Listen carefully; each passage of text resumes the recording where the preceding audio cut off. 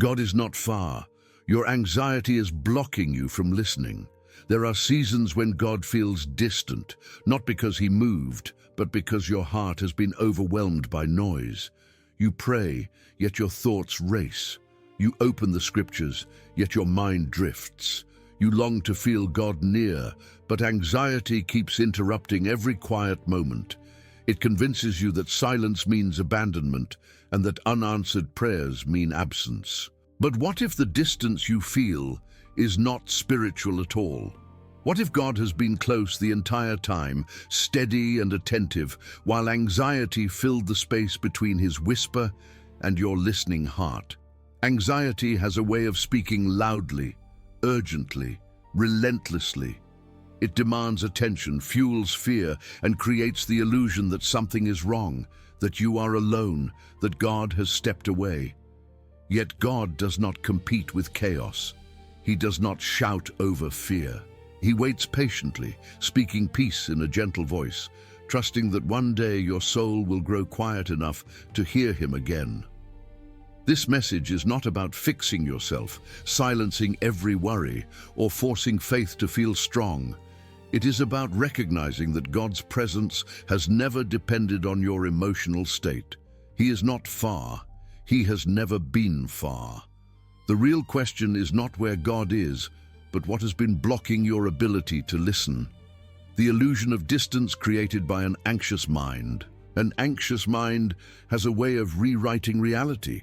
It does not simply react to what is happening, it interprets everything through the lens of fear. When anxiety settles in, it convinces the heart that danger is near, that control is slipping, and that safety is uncertain.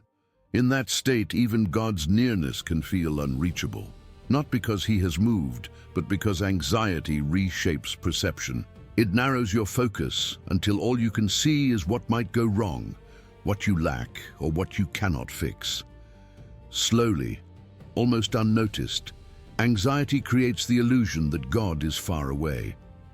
This illusion is powerful because it feels real. Anxiety doesn't announce itself as a distortion. It presents itself as wisdom, as caution, as realism. It tells you that if you don't stay alert, something bad will happen. It keeps your thoughts racing, scanning for threats, replaying conversations, imagining outcomes that have not occurred. In this constant state of mental noise, stillness feels unsafe, silence feels uncomfortable. And because God often speaks in stillness, anxiety convinces you that you are not hearing him because he is absent, when in truth your heart has not been allowed to rest.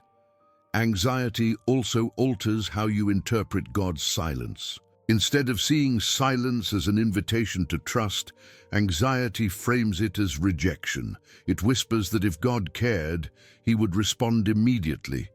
If he were close, you would feel calm. If he were listening, your fears would disappear. These assumptions slowly erode confidence in God's presence. The anxious mind equates peace with proximity and unrest with distance.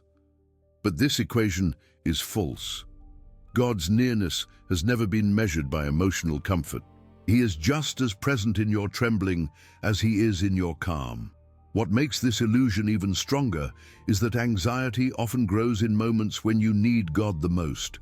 When life feels uncertain, when answers are delayed, when prayers seem to hang in the air unanswered, anxiety steps in to fill the gap. It fills it with explanations that sound logical but are rooted in fear. It tells you God is silent because you failed, because you didn't believe enough, because you are not doing something right. And slowly, the heart begins to withdraw, not from rebellion, but from exhaustion. Yet, the truth remains unchanged.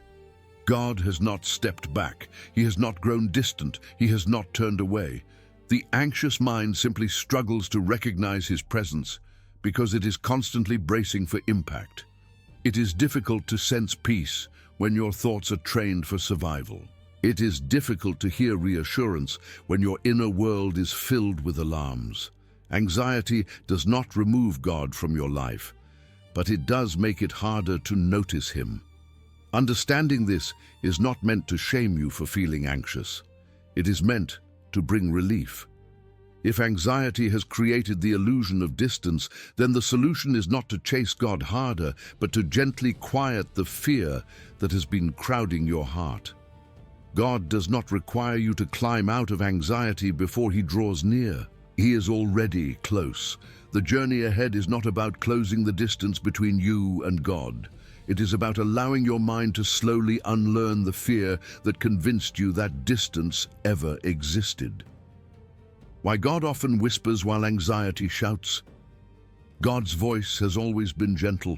From the beginning, He has chosen to speak in ways that draw the heart closer rather than overpower it. His voice carries peace, not pressure. It restores rather than rushes. Anxiety, on the other hand, has no patience. It shouts, interrupts, and demands immediate attention. It speaks in urgency, insisting that everything must be resolved now or something terrible will happen.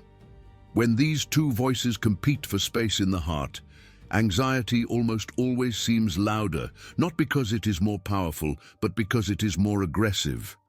The whisper of God is not a weakness. It is an expression of His character. He does not force His presence on a restless heart.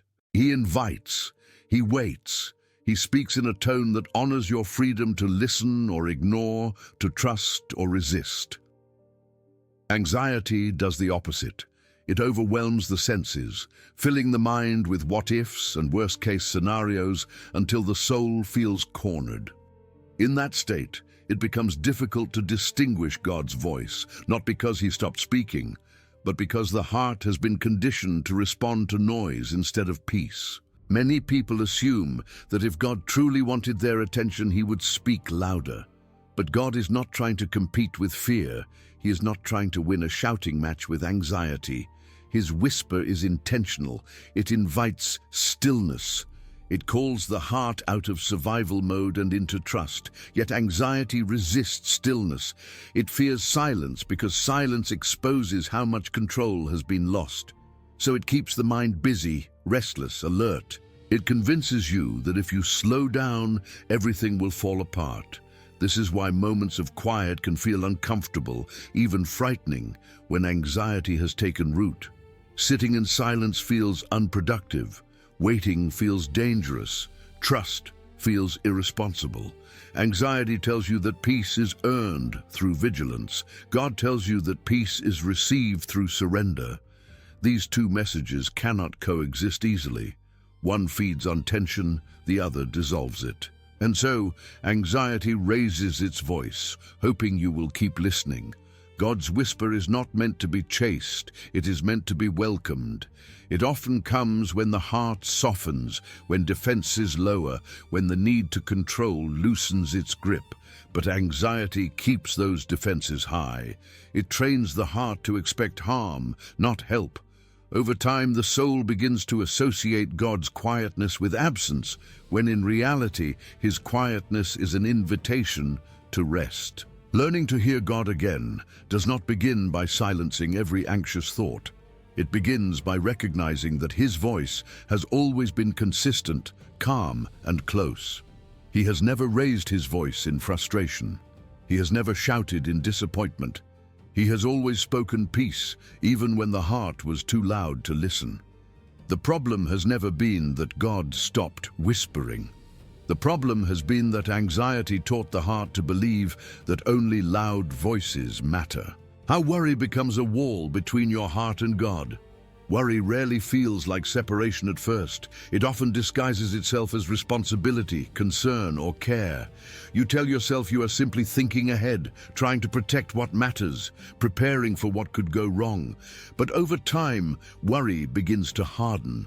What starts as a passing thought slowly becomes a habit of the heart.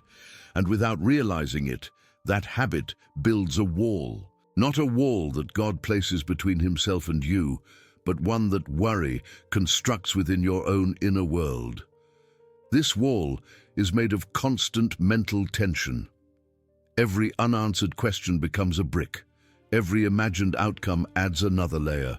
Worry trains the heart to live in the future, always anticipating trouble, always rehearsing loss. When the heart is stretched between fears that have not happened yet, it becomes difficult to remain present. And God's presence is always found in the present moment. Worry pulls your attention away from where God is, anchoring it instead in what might be. As this wall grows, prayer begins to change. Instead of resting in God's presence, prayer becomes frantic. Words rush out not as trust, but as attempts to regain control. Silence feels unbearable because silence forces you to face how little control you actually have. Worry convinces you that if you stop thinking, stop planning, stop analyzing, something will slip through your fingers. And so the heart stays busy, guarded, and tense. In that state, God can feel distant, not because he has withdrawn, but because the wall of worry has narrowed your awareness of him. Worry also reshapes how you see God. It subtly turns him into someone who must be persuaded, reminded, or convinced to act. The heart begins to fear that if you are not constantly alert, God might overlook your situation. This fear does not come from truth. It comes from exhaustion. A weary heart struggles to trust, and worry feeds on that weariness, reinforcing the belief that everything depends on you staying anxious enough to keep things from falling apart. But the truth is gentle and freeing. God has never required worry as a form of faithfulness. He has never asked you to carry tomorrow in order to prove that you care. Worry does not protect what you love. It only burdens your soul, and the wall it builds does not keep danger out. It keeps peace from getting in. God remains on the other side of that wall, not frustrated, not distant, but patiently present, waiting for the heart to loosen its grip. This is not an invitation to instantly stop worrying. It is an invitation to notice what worry has been doing inside you. To recognize that the distance you feel is not a measure of God's absence, but a sign that your heart has been carrying more than it was meant to carry. God does not ask you to tear the wall down by force. He invites you to set the bricks down, one anxious thought at a time, and discover that he has been near all along. God's presence does not depend on your emotional state. One of the quiet lies anxiety tells is that God feels closer on good days and farther away on hard ones. When your emotions are calm, when faith feels strong, when your thoughts are clear, it seems easier to believe God is near. But when fear rises, when peace slips away, when your heart feels unsettled, anxiety whispers that something has changed between you and God. It suggests that your emotional state is a measure of his presence. But this belief slowly turns feelings into a spiritual compass, and feelings were never meant to lead. Emotions are real, but they are not reliable indicators of truth. They respond to stress, fatigue, uncertainty, and past wounds. Anxiety heightens them, amplifies them, and then presents them as evidence. If you feel distant, anxiety says, God must be distant. If you feel unsettled, anxiety says God must be silent.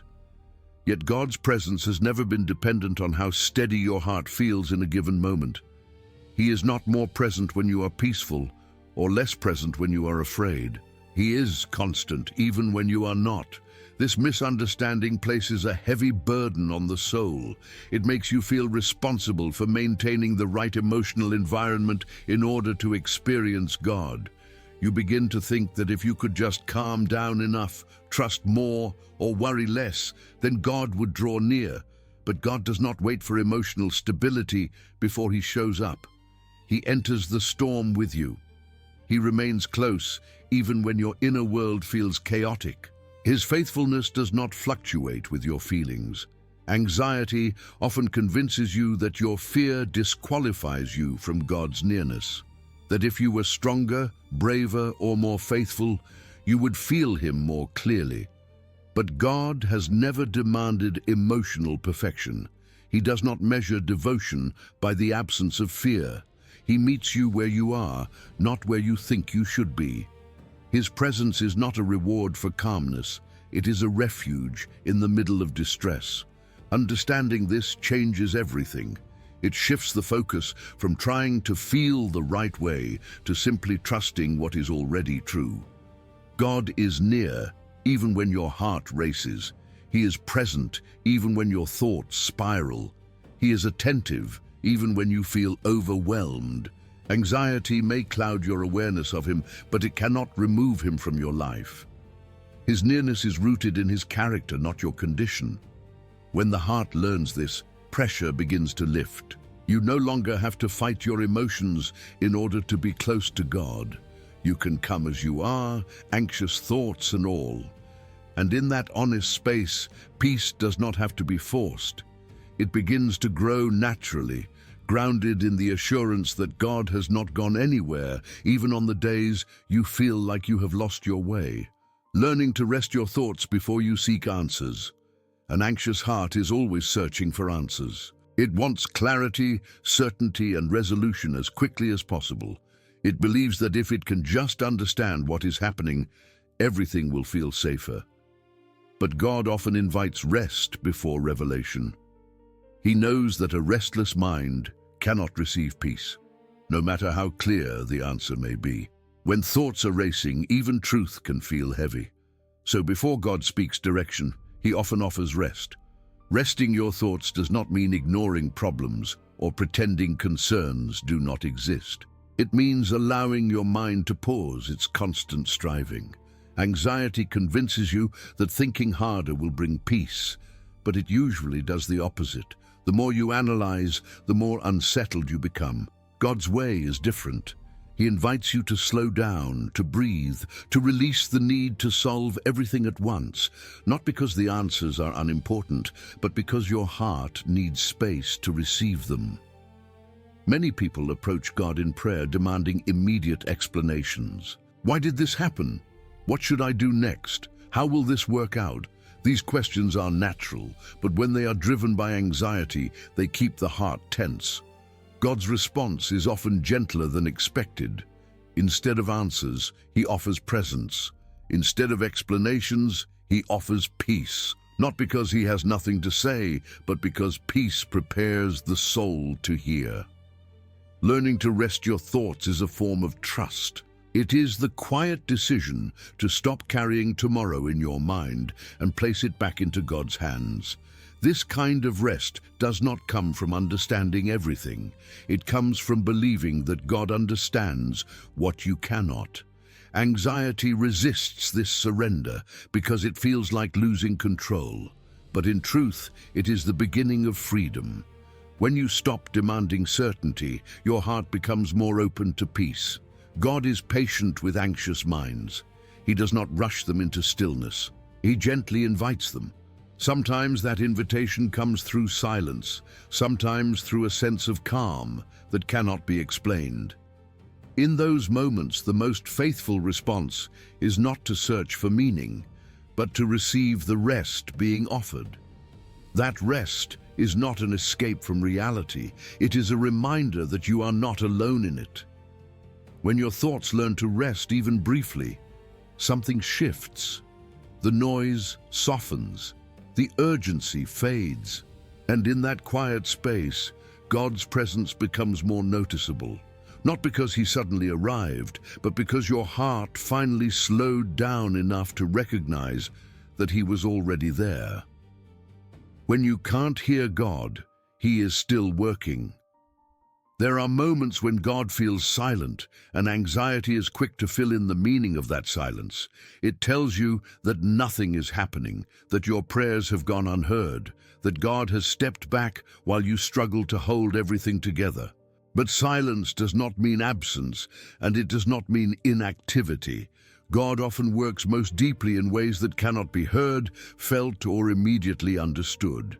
An anxious heart wants constant reassurance. It wants signs, confirmations, and visible movement. When those are missing, fear assumes the worst. But God's work is not always loud or obvious. Much of what he does happens beneath the surface, shaping the heart, strengthening trust, and preparing outcomes that cannot be rushed. Silence is often the space where God is doing work that words would interrupt. When you cannot hear God, it is easy to believe you are being ignored. Yet God's attention has never depended on your ability to sense Him. He is attentive even when you feel disconnected. He is involved even when nothing seems to change. Anxiety focuses on what is missing, but faith learns to trust what is unseen. God does not need to announce every step He takes. His faithfulness continues, whether or not you feel it in the moment. God's silence also teaches a different kind of trust. It invites you to rely not on constant feedback, but on His character. When answers are delayed, the heart is given an opportunity to rest in who God is rather than what He does. Anxiety resists this kind of trust because it wants proof now. But God's timing is not driven by urgency. It is guided by wisdom and love. There is comfort in knowing that even when you feel lost, God is not confused.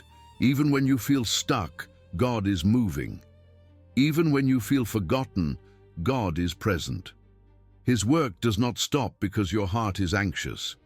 He does not pause His plans because you are afraid. He continues patiently and purposefully, even when you cannot hear His voice. Learning this brings relief to the weary soul. You no longer have to strain to hear God or panic when silence comes. You can rest in the assurance that His silence is not abandonment. It is often an expression of trust, an invitation for your heart to lean on Him without needing constant confirmation. God is still working, even when anxiety tells you nothing is happening. Peace returns when you stop straining and start trusting. Peace rarely comes the way anxiety expects. Anxiety believes peace will arrive once every question is answered, every risk is removed, and every outcome is secured. It tells you that rest must be earned through control. But God offers peace in a different way. His peace does not come from certainty, it comes from trust. It begins to return not when life becomes predictable, but when the heart stops straining to manage what it was never meant to carry. Straining exhausts the soul. It keeps the heart tense, alert, and constantly on edge. It convinces you that if you loosen your grip, everything will fall apart. Yet trust does the opposite. Trust releases what you cannot control and places it into hands far more capable than your own. This release is not weakness. It is wisdom. It acknowledges that God sees what you cannot and understands what overwhelms you. When you stop straining, your inner world begins to soften. The noise quiets, the urgency fades, and in that space, peace starts to grow. Not all at once, and not without resistance, but gently and steadily. God's peace does not force its way into your life. It settles in as your heart learns that it does not have to stay anxious to stay safe.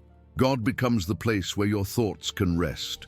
Trust also reshapes how you view your fears. They no longer define your reality. They become signals, reminders that you need to return to God's presence rather than fight your way out alone. Peace grows when fear is no longer treated as an enemy to defeat, but as an invitation to draw near. God does not demand that you conquer anxiety before experiencing peace. He meets you in it. This is where the journey comes full circle. God was never far away. He was present in every anxious moment, every restless night, every unanswered question. The distance you felt was created by fear, not by God. And as trust replaces straining, that distance disappears. You begin to listen again. Not because anxiety is gone, but because it no longer controls the volume of your heart. Peace returns when you stop trying to hear God through fear and start trusting that His presence has been constant all along. He is near. He has always been near. And as your heart rests, His gentle voice becomes clear once more. If there is one truth to carry with you from this journey, let it be this. God's distance was never the problem. Anxiety was never proof of His absence. It was simply noise that made His nearness harder to recognize. Every restless thought, every fearful moment, every season of silence did not push God away. He remained steady, patient and close, even when your heart felt overwhelmed. God does not withdraw when you are anxious. He does not step back when your faith feels fragile. He stays, he waits, he listens, and he gently invites you to rest, not because everything is resolved, but because you no longer have to face it alone. The goal was never to silence every fear, but to trust that fear does not get the final word. As your heart learns to loosen its grip, as striving gives way to trust, something sacred happens. You begin to hear again. Not because God started speaking louder, but because anxiety no longer dominates the space within you. Peace does not arrive as an event. It grows as a posture, a quiet confidence that God is near, even now. So take a breath. You are not behind. You are not abandoned. You are not failing at faith. You are learning to listen through the noise, and in that learning you will discover what has always been true. God is not far away. He never was.